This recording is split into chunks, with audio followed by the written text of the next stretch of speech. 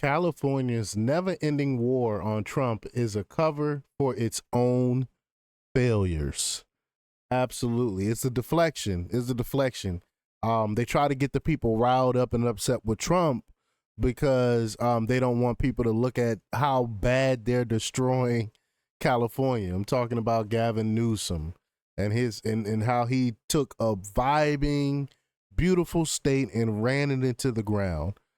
So we go and then he's blaming Trump for it. So we're gonna talk about it. But before we get started, go ahead and hit that like button. Share this out so we can get this information out there. Subscribe if you're not already a subscriber, and hit that alarm bell so you know when I'm putting out new stuff. Also, check out my link tree in the description. It has a link to my Patreon. That's where I talk about things that I can't talk about here. There's also a link to my Instagram and my X account, so follow me there as well.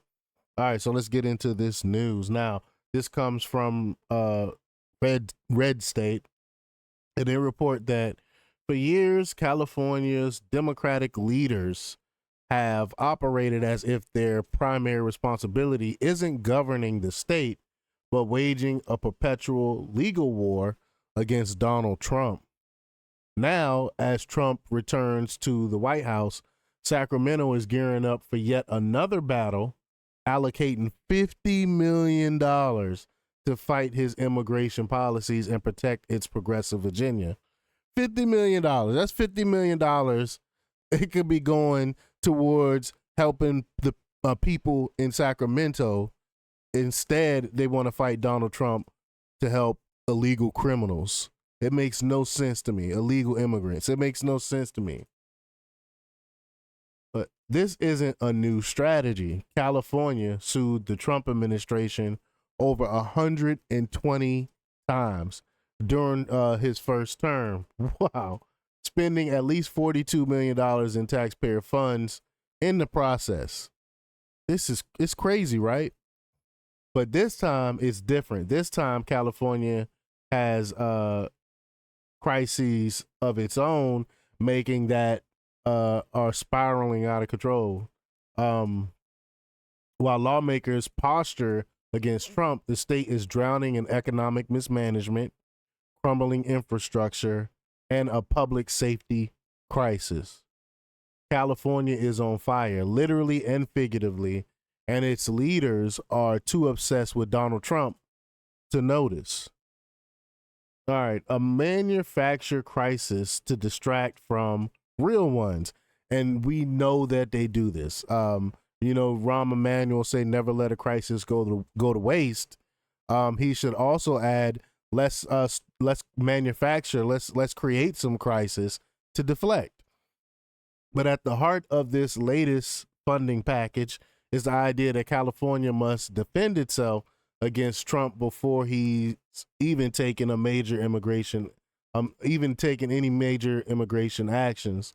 Lawmakers rushed to pass $25 million to fund legal battles against federal policies that don't yet exist, and another $25 million to provide free legal defense for illegal immigrants facing deportation. What's striking about the move is how unnecessary it is. During Trump's first term, California had no trouble launching legal fights when actual policies were enacted.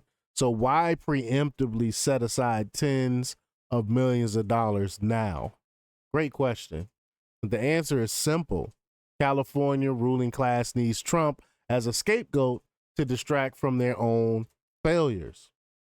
California has the highest poverty rate in the nation when adjusted for cost of living, and homelessness crisis that has spiraled out of control. Y'all know I've done tons of videos on that. And a $73 billion budget deficit that has forced lawmakers to consider new taxes to plug the hole. Crime is surging in major cities, even though Democrats are trying to say that crime is down. They're lying. The numbers are not. The numbers aren't accurate because they no longer have to report these things. So the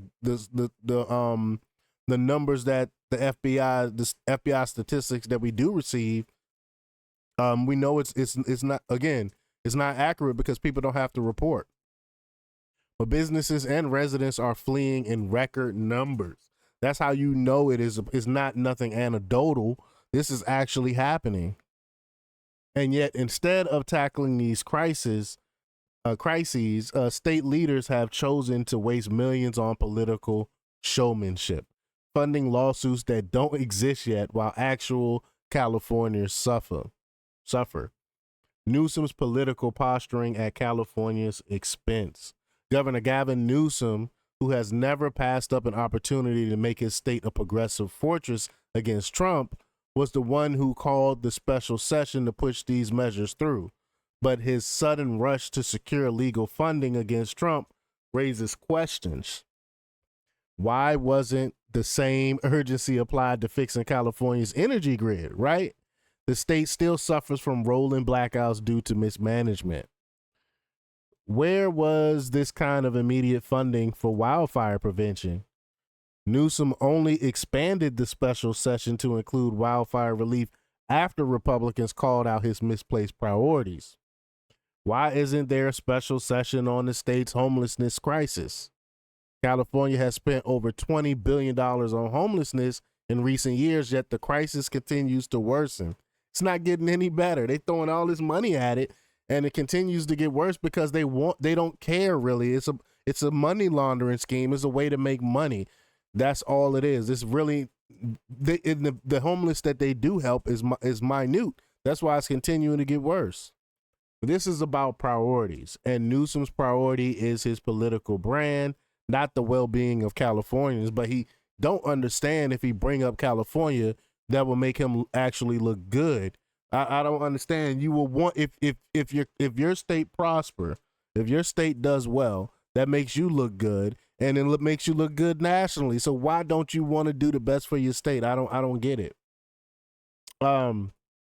He has national ambitions, and his playbook is clear. Position himself as the leader of the anti-Trump resistance to keep himself in the national conversation for 2028. But these fires that happen in California, I think it ruin his prospect for 2028.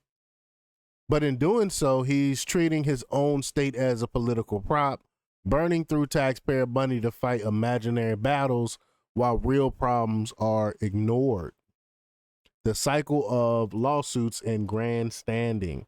The real irony in all of this is that California has been here before.